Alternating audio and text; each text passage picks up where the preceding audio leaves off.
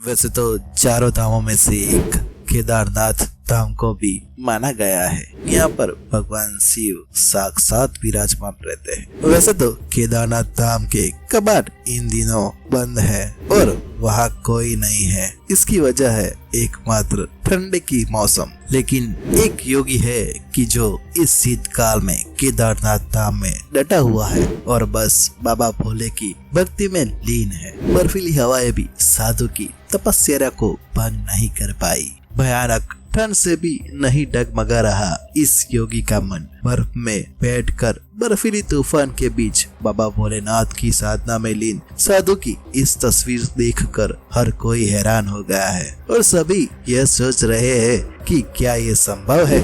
आज के वीडियो के माध्यम से हम जानेंगे कि बाबा भोलेनाथ के परम भक्त ललित महाराज, जिन्हें लोग हिम योगी के नाम से भी जानते हैं, और जानेंगे कि आखिर ये साधु संत इतनी ठंडी में तपस्या में लीन कैसे रहते हैं। क्या है इसके पीछे का विज्ञान या फिर विज्ञान ही कुछ और है। आइए जानते हैं इस वीडियो के माध्यम से। नमस्कार मित्रों, स्वागत है आपका धर्म ज्ञान में। वीडियो में आगे बढ़ने से पहले अगर आपने हमारी चैनल को सब्सक्राइब नहीं किया है तो सब्सक्राइब कर लीजिए। हिमालय सदियों से साधना का केंद्र रहा है। आस्था, योग, आध्यात्म की अविरल गंगा यहाँ से बहती है। गुफाओं और कंदराओं में साधुओं के कठिन तप से जुड़े कई किस्से और कुछ साक्ष्य आज भी हमें रोमांचित कर देते हैं। यहाँ भी अनेक प्राचीन गुफाएं आज भी मौजूद है जहाँ ऋषि मुनियों ने घोर तप किया। सन 1980 और 90 तक भी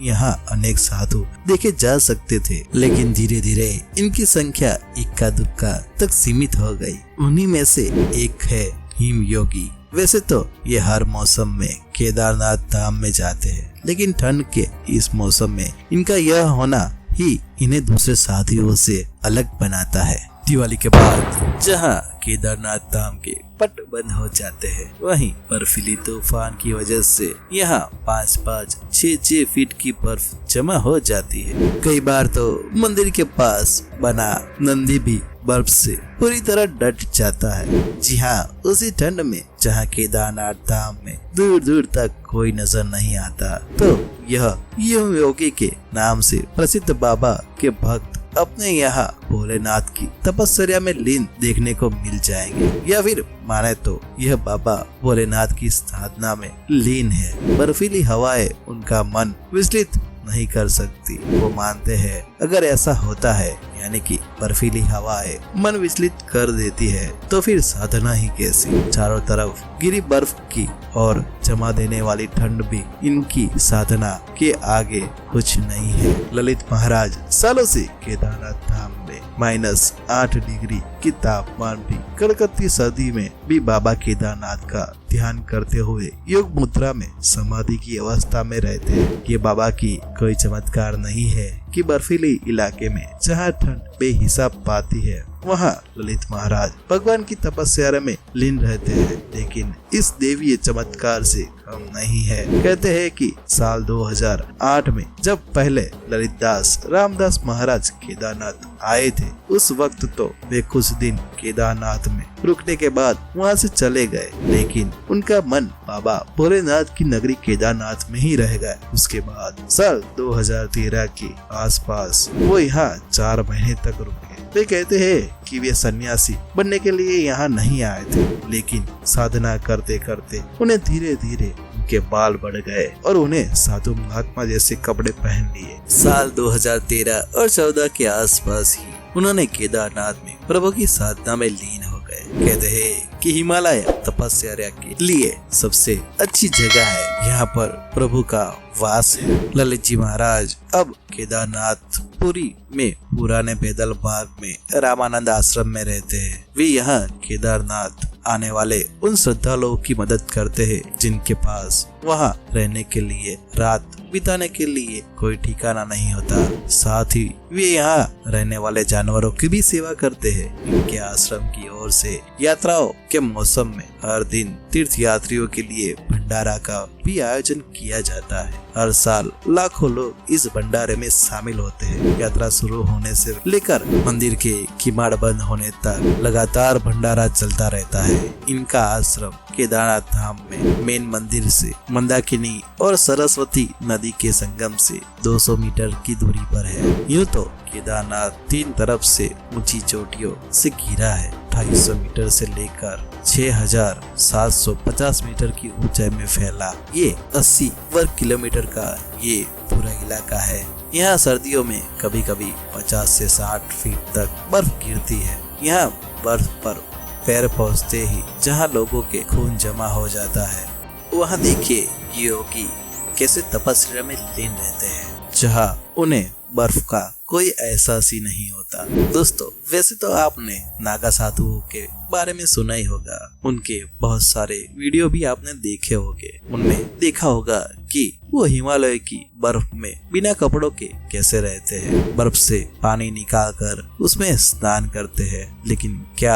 आपने कभी सोचा है आखिर ये साधु ऐसा कर कैसे लेते हैं? कैसे ये लोग बर्फ में भी रख लेते हैं अपने शरीर को गर्म? और क्यों साधु संत करते हैं हिमालय में तप? दरअसल हिमालय में प्रकृति के सैकड़ों चमत्कार देखने को मिलते हैं। हिमालय में एक और जहाँ कई अद्भुत झील है तो दूसरी ओर हजारों फुट ऊंची हिमखंड भी है। कहते हैं हिमालय की वादियों में रहने वालों को कभी दमा, टीबी, चर्म रोग और आँख के रोगों जैसी कोई परेशानियों का सामना नहीं करना पड़ता। यहाँ की हवा एवं पानी में ही वो जादू है जो ऐसे रोगों को कोसों दूर रखती है। ऐसे में साधु संतों ध्यान और योग के जरिए खुद को और भी ज्यादा मजबूत बना लेते हैं। कि ये साधु संत ही है जो तपस्या के दौरान हिमालय में फल फूल खाकर जिंदा रह लेते हैं। कहते हैं कि ठंड से बचने के लिए ये साधु योग करते हैं। अपने विचारों और खान पान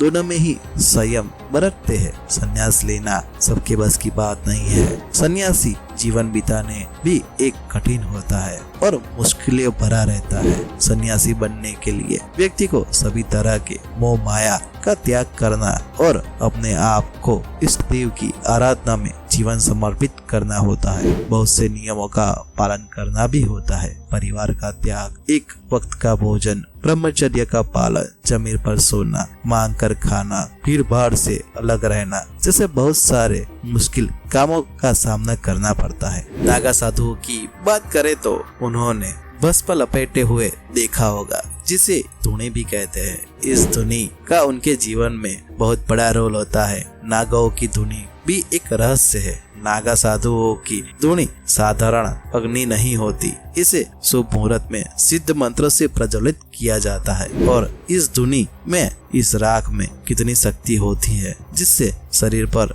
लपेट देने से उन्हें ठंड का एहसास कम हो जाता है। ये एक विज्ञान प्रमाण है। इसलिए अगर कहा जाए तो हिमालय की जो जियोलॉजिकल पोजीशन है, वहाँ पर इस प्रकार का वातावरण, जिस प्रकार पॉजिटिविटी है, वही जो धुनी वो लगाते हैं, कहते हैं कि उससे उनकी तपस्या और सफल हो जाती है और उनके मन में एक गहरा संकल्प हो जाता है कि वो तपस्या करके ही यहाँ से निकलेंगे। इस धुनी को शरीर पर लगाने से वो उनके शरीर के ऑटोनॉमस सिस्टम को भी कंट्रोल कर लेते हैं। दरअसल ये धुनी, ये जो बबूत वो अपने शरीर पर लगाते हैं, वो एक बड़ी लंबी प्रक्रिया के बाद तैयार की जाती है। इसके लिए हवन कुंड में पीपल, पाकड़, रसाला, बेलपत्र, केला और गोबर को जलाया जाता है। इन सभी चीजों को जलाने के बाद जो राख बनती है उसी कपड़े में छान लिया जाता है और कच्चे दूध में इनके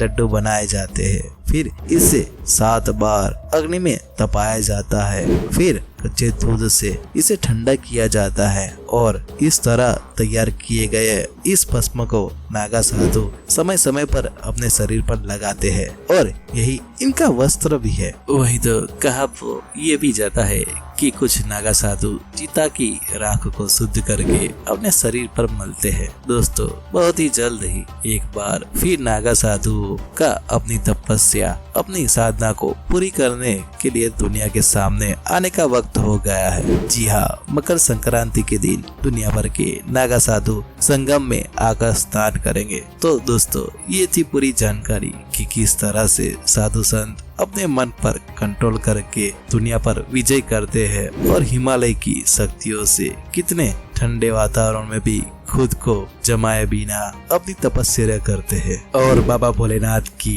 यूं ही आराधना में लीन रहते हैं। आज के वीडियो में बस इतना ही। अगर आप एक सच्चे भक्त है यानी कि बाबा महादेव के भक्त है तो आज ही हमारे चैनल को सब्सक्राइब कीजिए। वीडियो को अंत तक देखने के लिए धन्यवाद। अगर आपको ये वीडियो पसंद आया है तो वीडियो को लाइक कीजिए और ऐसे ही धर्म के रहस्य के बारे में जानने के लिए आज ही हमारे चैनल को सब्सक्राइब कीजिए। धन्यवाद।